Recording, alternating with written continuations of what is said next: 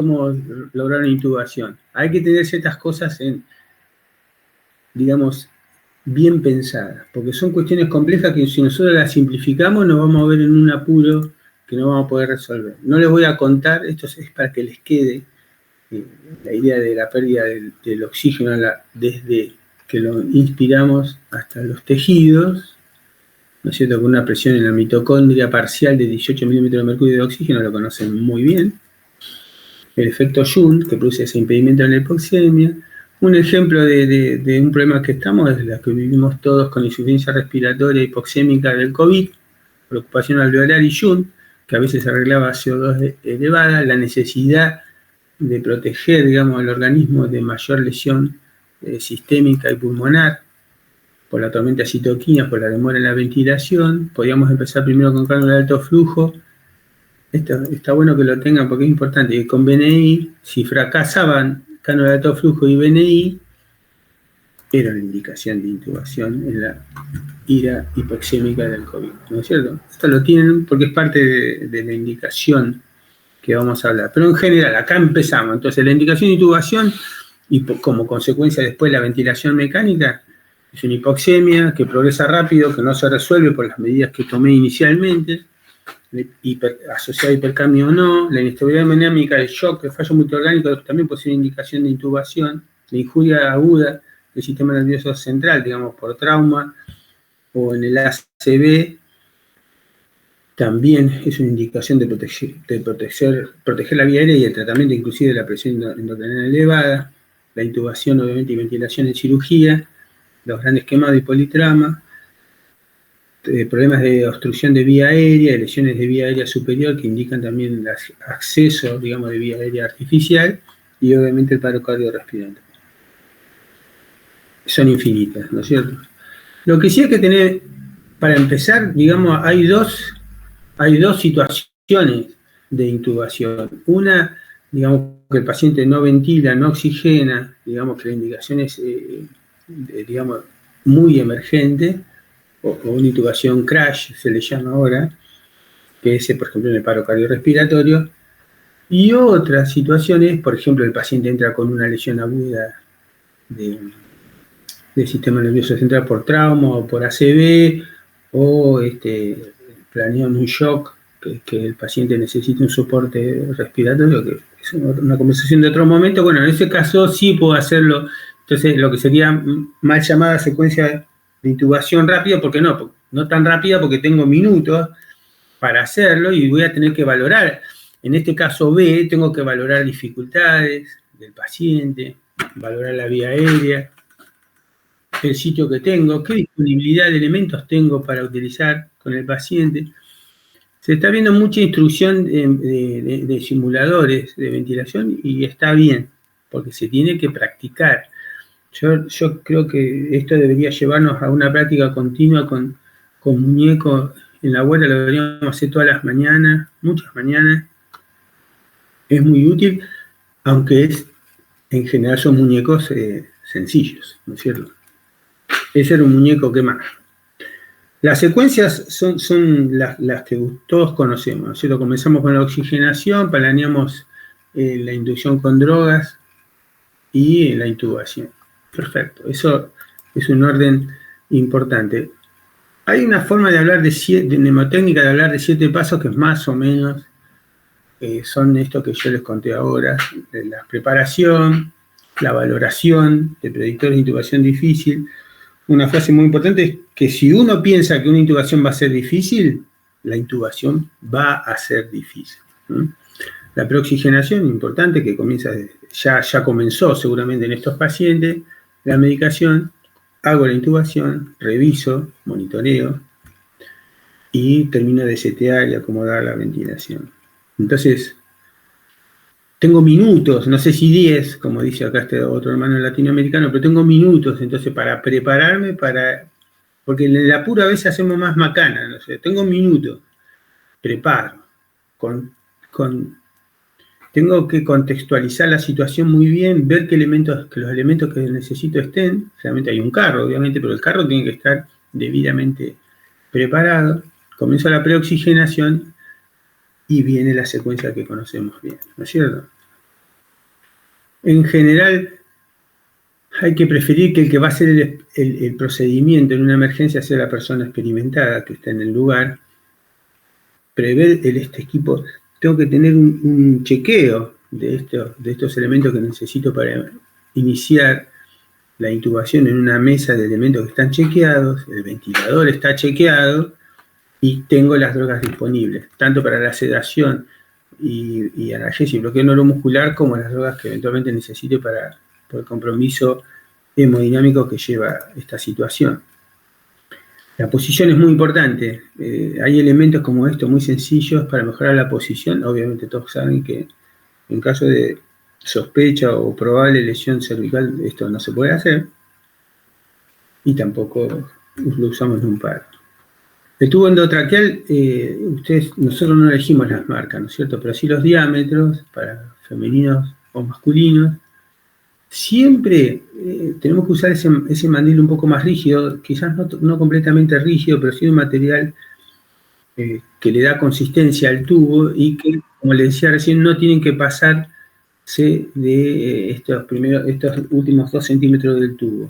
No todos los tubos tienen esta marca. ¿Vieron estas marcas negritas que tienen acá? Estas marcas negritas les puede servir si tienen la sedación suficiente en el momento que lo estén intubando, para marcar hasta dónde tengo que ir cuando yo paso la glotis, porque el CUF obviamente tiene que pasar 2 o 3 o 4 centímetros la glotis, y cómo constato que pasó 2 o 3, 4 centímetros. Uno es mirar el arcadentario, el otro es ver estas marcas, que muchas marcas de tubo tienen disponibles para que yo vea que pasé 2 o 4 centímetros la línea de la glotis con el CUF.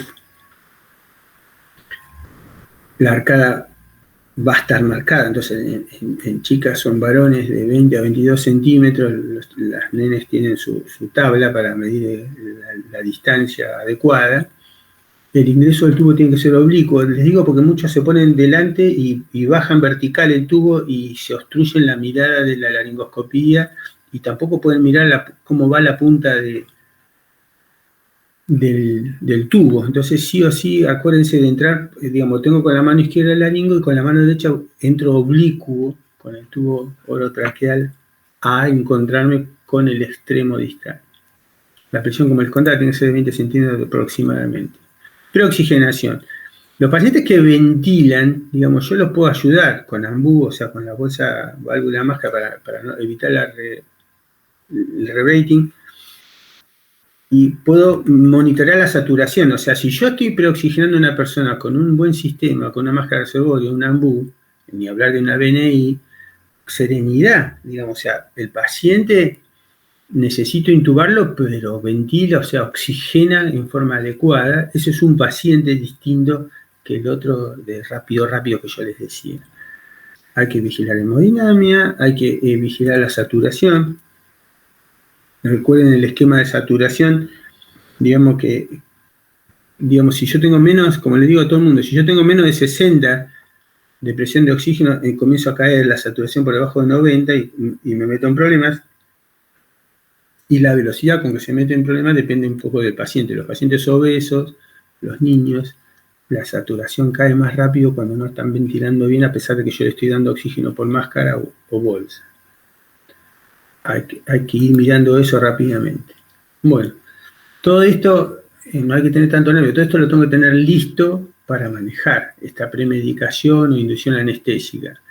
Me preparo entonces vigilando lo que conversábamos recién, qué tipo de paciente tenemos, y si puedo hacer secuencia rápida de intubación, que no es PCR, no es un paro cardiorrespiratorio, es analgesia, sedación, bloqueo neuromuscular. En ese orden. Luego de la intubación, reviso la colocación. Entonces, como les decía recién este video, primero en el epigastrio, después en la base pulmonar izquierda, después en la base pulmonar derecha. Por supuesto que la capnografía puede servir para controlar que yo tengo el tubo en la colocación, o como me pasó hace pocas semanas en la guardia, también la mecánica respiratoria. Obviamente, si yo le puse 400 de BT, ¿no?, el respirador, y está inflando el estómago, se corta la respiración, se ve que no ingresa, y eso es fácil de ver en una mecánica, sobre todo una persona habituada a mirar un montón de un respirador. La capnografía, les digo, porque por ahí no lo menciono más, la capnografía puede fallar si yo tengo el tubo, pero no pasado, no tengo el tubo pasado adentro de la vía aérea de la glotis y el capnógrafo puede pensar que vuelve CO2, porque vuelve CO2, pero el paciente no está intubado. Hay un micrófono por ahí. Monitoreo la ventilación y la hemodinamia. Tengo que prever que tener bien manejado. No disponible el vaso activo y el seteo del respirador pensado ya sobre el paciente que estoy intubando. Pongo filtro, pongo aspiración. Bueno, estas son las imágenes, todas muy bonitas. Esta es la epígrafe. Esta es la glotis, no las vocales verdaderas. Normalmente el Macintosh está colocado acá arriba, ¿no? En la base de la lengua, y yo levanto la base de la lengua, la empujo hacia arriba y hacia adelante, y se presenta esta situación. Genial, estoy muy bien. Acá ven el Macintosh, porque el Macintosh, el laringoscopio con rama curva, el Macintosh es el que nosotros levantamos la base de la lengua para mirar, exponer la glotis. En el caso de las otras ramas, tengo que levantar la epiglotis directamente. Y una cosa, y acá ven cómo el tubo viene por la derecha, ¿entienden? No viene vertical. Tengo que pensar que voy a tener una dificultad para ventilar. Tengo que tener alternativas, tengo que tener, digamos, es mejor no estar solo, siempre también como si fuese paro cardiorrespiratorio, buscar ayuda, informar sobre la situación cuando estoy viendo que el paciente puede llegar a tener problemas para ser ventilado. Tengo todos los elementos. La rama tiene que preferirse las ramas más largas que las más cortas. Tengo el mandril y tengo la guía de Eichmann, o tubo de Eichmann, y si tengo más elementos, mejor. Bueno, hay que valorar la dificultad. Obviamente el Malampati es un paciente sentado que digo abre la boca, no siempre en emergencia podemos tener esta forma de clasificar las dificultades.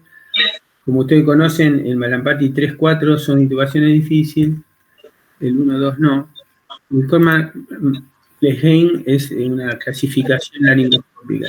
El Malampati tiene una sensibilidad más bien pobre y un valor predictivo también pobre, pero puede servir como para digamos, si tuve tiempo, si lo pude hacer, para una guía inicial.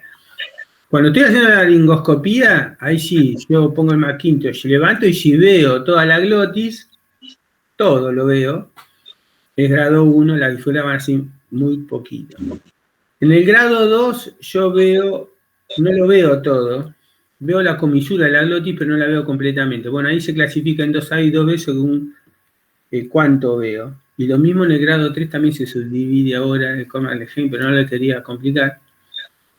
Yo no veo complicado, digamos, no puedo, ya veo una complicación si yo no puedo ver la glotis y sí, lo único que veo es la epiglotis en el grado 3. Si no veo la epiglotis, no lo intento. Directamente hay que volver atrás. Si yo ven como en este paciente, yo no veo nada, en una persona no experimentada para ventilar, no intente ventilar. Por ejemplo, estamos hablando de un quemado, de un trauma, un cuadro de sepsis, shock. Hay minutos, el paciente se puede seguir ventilando con ambú y buscar otras alternativas y no intentar algo que prácticamente va a ser imposible. El grado 3, ven, estoy viendo la epiglotis, pero no veo la glotis. Las dificultades son importantes. Se puede fallar acá también. Es largo, pero por lo menos eso lo tenemos que saber.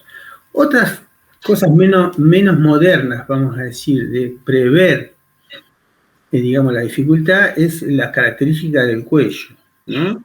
O sea, la distancia, también estaba contada en 3 dedos, digamos, desde el mentón a la tiroides, la apertura bucal, si puedo poner 3 dedos a lo ancho o no.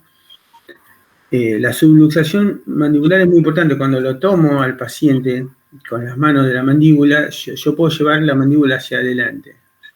pero también puede ser un acto voluntario del paciente que lo anestesista podrían usar y que nosotros también que ahora se los cuento. Y también, por supuesto, que si el paciente tiene limitaciones de movilidad de cervicales, también pueden dificultar mucho la intubación. Hablar del trauma, digamos, con un paciente en coma traumatizado que no se tiene lesión cervical. Esta prueba de la mordida del labio superior tiene mucha mejor correlación del riesgo de fallar en intubación que el Malampati. Se les puse la fotito para que se den cuenta que parece una pavada, pero es muy importante porque habla de la movilidad mandibular.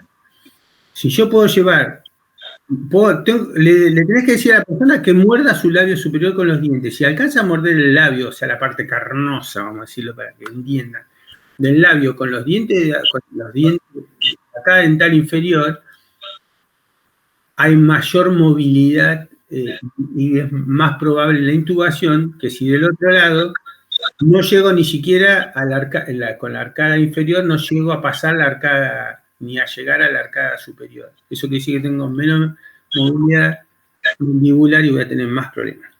Pueden aprenderlo, no parece muy complicado, puede prever problemas.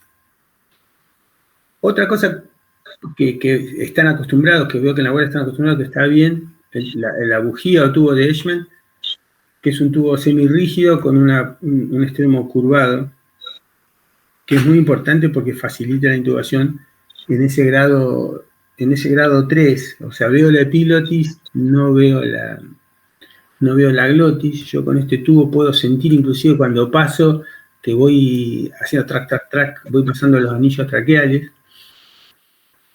Inclusive algunos anestesistas lo usan dentro del mismo tubo orotraqueal para facilitar la intubación. El mandril o el tubo de Edgeman le da más consistencia al tubo orotraqueal y facilita la intubación. Deberían siempre usar una guía interna dentro del tubo para facilitar la intubación cuando comienzan, siempre, porque va a ser más fácil la intubación.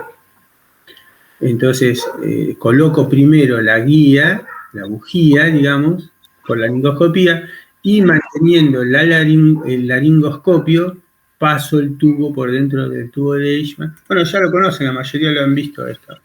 Facilita bastante. Es muy difícil hacer trabajo doble ciego sobre esto porque es imposible. Bueno, una aclaración sobre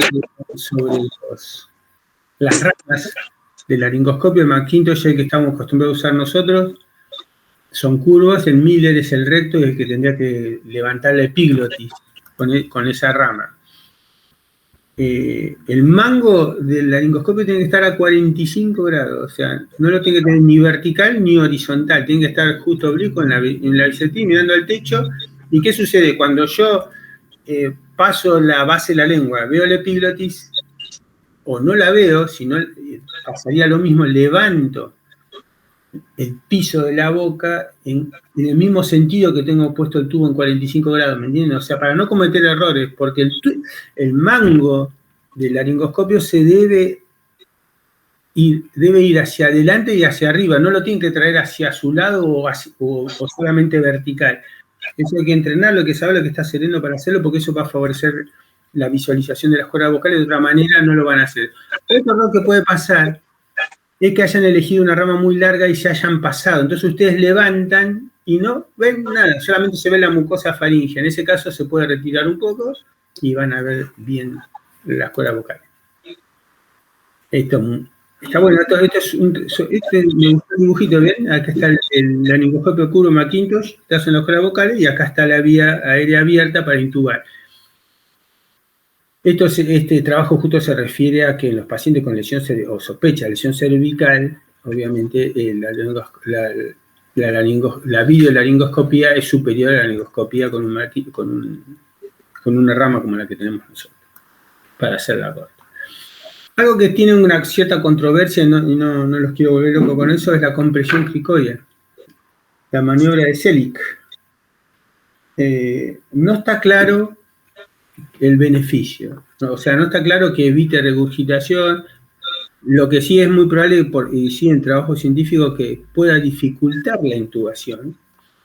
Así que es algo que no firme, digamos, en la bibliografía. Los norteamericanos tienden a usar y recomendar, y por cuestiones legales tienden a usar la maniobra de Selig, los anestesistas y los terapistas, y en Europa se usa mucho menos. Les aviso que no es universal. La utilidad de la prisión cricoidea. El Miller acá están las distancias, esto para que les quede la distancia de las ramas, el McIntosh también. En general se recomienda usar el 4. Cuando ustedes, no importa qué tienen delante en la vida, traten de usar el McIntosh número 4. Una mujer podría, o una persona de tamaño pequeño, podría ser más fácil la maniobra con un tamaño 3 porque tengo que hacer menos fuerza, digamos, porque tengo una palanca más chica, más firme. Pero en general prefieran el tamaño 4 y acuérdense lo que yo les digo, que ojo con pasarse. La videolaringoscopía es algo muy importante, tomó mucho impulso con la pandemia por los cuidados que había que hacer y lograr una intubación rápida. Las ventajas, digamos, parecen claras en la vía aérea dificultosa, inclusive antes venían todos así, o sea, con el monitor puesto en la misma rama, y ahora más fácil es quizás tener el monitor por fuera, entonces yo voy intubando y voy viendo el monitor, parece muy fácil, parece. Esto es una laringoscopía por el GlideScope, y este es lo que sería un introductor tipo, no exactamente el Leishman, pero parecido. Y entonces en una intubación muy difícil se usó videolaringoscopía asistida con el FROBA y después la intubación. Y este es un tubo que permite más facilidad para atravesar la glotis. Después lo que hago, bueno, tengo que mirar que obviamente que el tubo quedó donde tenía que quedar, que no pasó a la derecha como pasaría si fuera cuando lo paso de más, ¿no? Con respecto a la sedación, les dejé los esquemas. Ustedes usan el suyo, usan succinilcolina en vez de rocuronio. No está mal, no está nada mal. El fentanilo es casi lo mismo. Ahí están el tamaño de las ampollas y la dosis total. El fentanilo más o menos en una persona chica sería media ampolla. En un adulto varón un poco más grande es bastante más, hasta cerca de una ampolla, ya sea una persona grande. El propofol, 10 mililitros podría ser una dosis en la persona de tamaño mediano de la ampolla, o sea, la mitad o un poco más. Y el rocuronio también viene para usar en una ampolla si tiene una ampolla grande. La dosis es 0,6 a 1,2, pero más o menos eso es correcto. El midazolam también es 0,1, 0,2 miligramos kilo, lo que es alrededor de media ampolla a una ampolla para una persona de tamaño normal, en vez del propofol. El midazolam es menos eficaz que el propofol, un poco más lento, dura un poco más, pero produce menos hipotensión que el propofol, así que ahí hay que mirar cuál preferiría de acuerdo al paciente. La succinilcolina puede ser rápida, tan rápida como los más rápidos, tipo bloqueantes modernos, pero está contraindicado, ojo con la hipercalemia, ojo con los pacientes que andan con falla renal, que con la hipercalemia puede ser grave, y aumentan la pica. El pancuronio es el bloqueo neuromuscular barato que tenemos. Una ampolla es lo para una persona de tamaño normal, pero tengo que esperar unos minutos más para lograr el bloqueo. El bloqueo neuromuscular tiene dos problemas y una ventaja. Produce más hipotensión, etcétera, etcétera. Y el problema es que si yo no puedo intubarlo, lo bloqueo y el paciente no puede ventilar. Esa es una cuestión muy importante para valorar primero qué probabilidad tengo yo de tener dificultad para intubarlo. Por otro lado, favorece el éxito de la intubación, o sea, hace la maniobra que tenga éxito con mayor probabilidad. Esto les contaba recién, hay que tener mucho cuidado con las reservas de oxígeno de una persona que se va a ser ventilada, intubada, digamos, las personas obesas, embarazadas y los niños tienen menor reserva de oxígeno, la saturación va a caer más rápido una vez que yo utilice la droga de inducción y sedación. Hay que tener mucho cuidado. para poder intubar rápidamente. Este otro recuerdo de cómo voy a seguir con la sedación y otro sedante que no les conté. Estos se los puse en el PowerPoint, pero los tienen ustedes, me parece, en distintos lugares. Son de la Sociedad Argentina de Hipertensión originalmente, sobre la dosificación de las distintas drogas. Lo más importante para intubar era lo anterior. Esto es para preparar la sedación que continúa. Una cosa que hay que entrenarse es para ver tiroides, para palpar cricoides y buscar entonces la membrana cricotiroidea, que es donde se hace la cricotomía. La cricotomía, digamos, puede salvar una vida. Si es por función simple, puede durar unos minutos mientras me preparo. Me pongo, esta sería la quirúrgica, digamos, o sea, ubico el ligamento en la línea media, un paciente está ventilando, o una persona está ventilando, el otro hace la incisión con el bisturí de 2 centímetros y se pasa una sonda rígida, puede ser la misma bujía, y después de ahí poner un tubo 6-7 podría salvar una vida en cualquier momento. Hay que estar preparado para fallar, o sea, primero cuando uno comienza no debería pensar que va a poder hacer más de 3 intentos, asegurar la preoxigenación, vigilar que la oxigenación simple, el paciente puede ventilar y oxigenar en forma adecuada, pero la intubación tiene otra indicación. Imaginemos un politrauma, como pasa muchas veces ahí en la guardia. Tengo signos, digamos, de dificultad para ventilar o no. Se han intentado, digamos, es más, a veces el paciente tiene antecedentes de haber tenido dificultad para ser intubado, entonces eso, digamos, produce una alarma muy importante. Ojo con esto. Entonces yo al principio estoy eligiendo intubar un paciente que se puede oxigenar, ¿entendés? No lo puedo intubar, pero puedo oxigenar. Si yo me demoro en el proceso de resolver el problema, voy a tener problemas, muchos problemas. Entonces ahí está, digamos, tener un plan, tener una idea de lo que puedo hacer o no hacer. Esto se los dejo, son los algoritmos de vía aérea difícil de la Ciudad Anestésica del 2022. Estaban en castellano, no me acuerdo dónde lo saqué, pero no es el tema, digamos, de ahora. Esperemos que no estar en esta situación. Pero de vuelta, entonces, las cosas importantes son bastante pequeñas. Entonces, tengo una indicación de intubación, puedo planear una RCI, genial, chequeo, pero oxigeno, me preparo, mientras estoy oxigenando, chequeo que están todas las cosas, se van cargando las drogas en una ampolla, veo las dificultades que puede tener el paciente para ser intubado, puedo asomar con el laringoscopio a ver qué veo, qué no veo, mientras estoy oxigenando y preparando la intubación, después de haberlo sedado. O sea, al menos haber hecho fentanilo y propofol-midazolam. Miro bien las camillas del shock room de la guardia están bárbaros, pero a veces una cama en el hospital, en una clínica, es complicado, el paciente está oblicuo, no tengo una buena posición del paciente, la tengo que revisar bien antes de intentarlo. El tubo siempre se tiene que dar con un mandril. El mandril no debe pasar afuera del tubo, o sea que se tiene que doblar, ¿me entiendes? O sea, si sobra mandril, lo tienen que doblar para que no se pase. Y en un caso puede ir con la bujía de Eichmann también.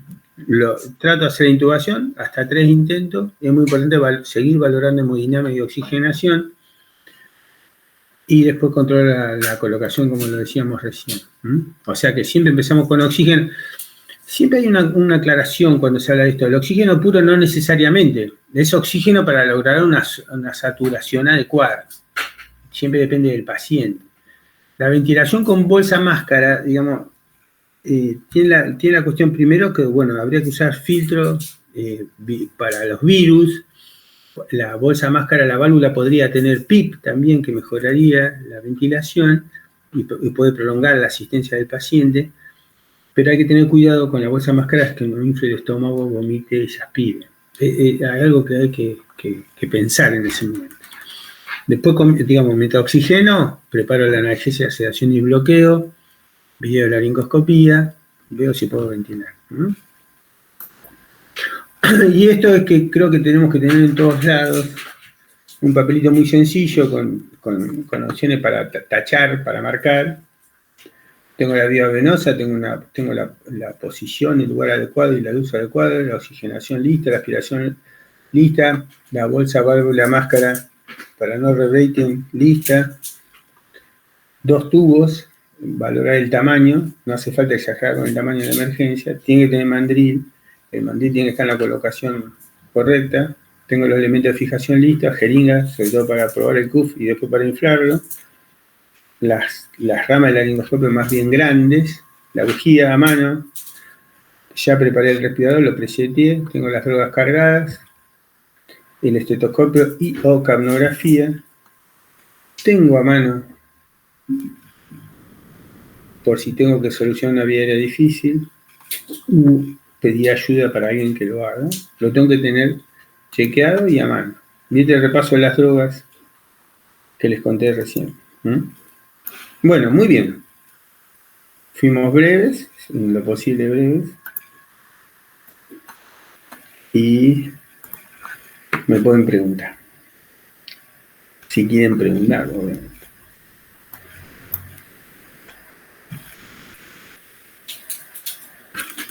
Nada. ¿Qué pasó? Hola. Preguntá algo ya, mi Guille, porque si no, después se quejan que no dejo preguntar. Se entendió todo también. No, se entiende. El tema es una cuestión de práctica, ¿no? Sí. Pero hay que estar preparado. Algo que a veces se me escapa a mí, se le escapa a cualquiera, es, yo lo tengo oxigenado. Te digo porque en unas charlas estaba bien dicho eso. Lo está oxigenándose bien. ¿Se oxigena bien? Bueno, serenidad, ¿me entiendes? Porque a veces nos apuramos, no, porque se tiene que intubar, porque tiene... Por ejemplo, el último caso en La Guardia fue un chico de la moto, un trauma de cráneos grave. Entonces, ese paciente entonces tiene que estar bien colocadito, tiene que estar bien preoxigenado, digamos, tengo que chequear que tengo todo a mano, como dice ahí, como dice el libro, ¿no? A veces nos falta esa serenidad para comprobar y confirmar que tenemos todo a mano lo que necesitamos para esa situación. Y hay que entrenarse, hay que agarrar la laringoscopio y mirar, si no, pasa lo que pasa. Les digo errores que yo veo seguido. El paciente no está centrado, no está en la posición de snifeo, digamos, ¿no? De olfato. Algunos anestesistas elevan un poquito la cabecera y después de elevar un poquito la cabecera lo ponen en hiperextensión, ¿no? Con una mano o con un ayudante abren la boca y no choquen con el laringo contra los incisivos superiores, ¿me entienden? La boca está bien abierta, yo pongo el tubo en 45 grados y levanto y voy hacia adelante y hacia arriba con el tubo para que quede limpio. Y lo otro que veo también muchas veces con el tubo o tocan la comisura, ¿me entienden? O sea, cuando van poniendo el tubo es como que van tocando cosas que le desvían la punta del objetivo donde están. O sea, porque por ahí no es tan difícil apuntar con la punta del tubo hacia donde voy, pero si yo apoyé el tubo sobre los dientes superiores o la cara inferior, obviamente el tubo no va a ir hacia donde yo pensé que tenía que ir. Hay que mirar eso, que esa manera a veces es una lástima, pero por poquito uno no puede introducir el tubo en la laringe por esas cosas. Muchas ventilaciones en el esófago, me parece que es porque no se ve bien la maniobra del tubo entrando en la glotis. O sea, es como que si yo veo, bueno, yo no sé cuántas intubaciones hice, pero si yo veo que la punta del tubo entró por la glotis, ¿por qué voy a pensar que está en otro lado? O sea que muchas ventilaciones esofágicas es porque no vi lo que estaba pasando con la punta del tubo. Y siempre con mandril, chicos, siempre con mandril. El mismo tubo de Eichmann se puede hacer una rosca y mandar porque el tubo, digamos, tiene una forma de palo de hockey, como decían, o de jota, que favorece que se introduzca. Lo que pasa es que el tubo son muy flexibles y entonces yo pienso que va a ir en la dirección correcta y se va a desviar. Entonces, el mandril o el tubo de Eichmann me puede servir para darle más consistencia a la dirección que toma el tubo, que no se va a flexionar tan fácil, y la forma misma se conserva mejor, que sirve para introducirse. Sirve para pasar la glotis. ¿Cómo será que yo una vez que pasé la glotis, debería no pasar todo el tubo si tengo una guía dura, como un mandril muy duro, como esos mandriles que son de material bastante rígido.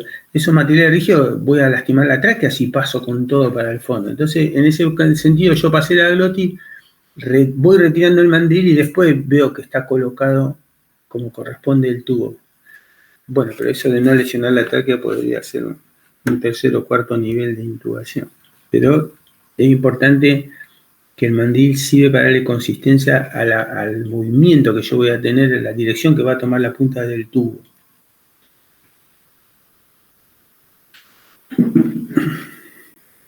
Bueno.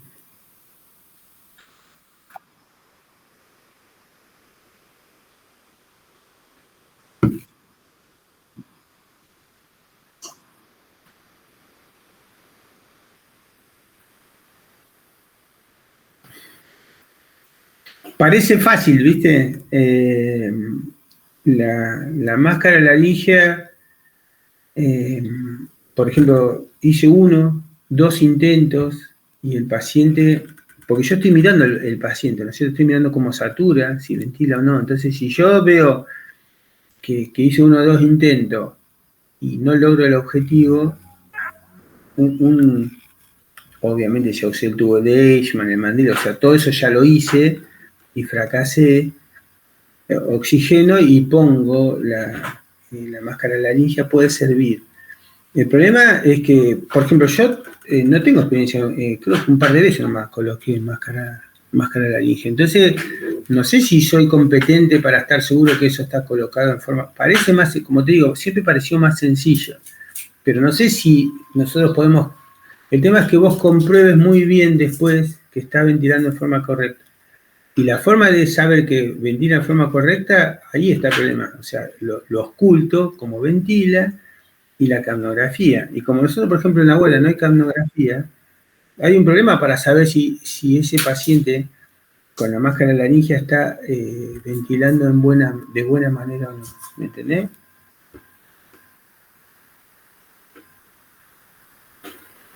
Pero hay que tomar experiencia y es una forma de intentarlo. Me parece que el lugar correcto sería en la intubación difícil. A mí, como en una charla de las que miraba ahí en PowerPoint, en la guía, también hay que ver, a veces muy, muy importante, es que a veces es difícil la vía aérea.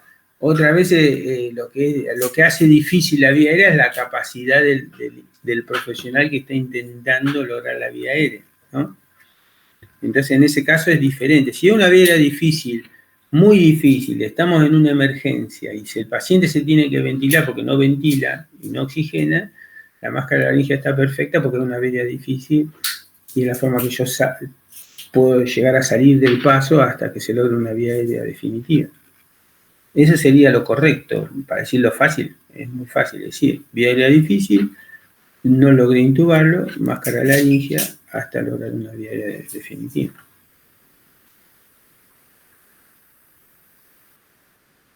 Bueno, chicos, nos vemos. Hasta luego. Vamos a tener que hacer nuestra filmación con nuestros propios actores. Nos vemos. Chao, Iván, nos vemos. Nos vemos.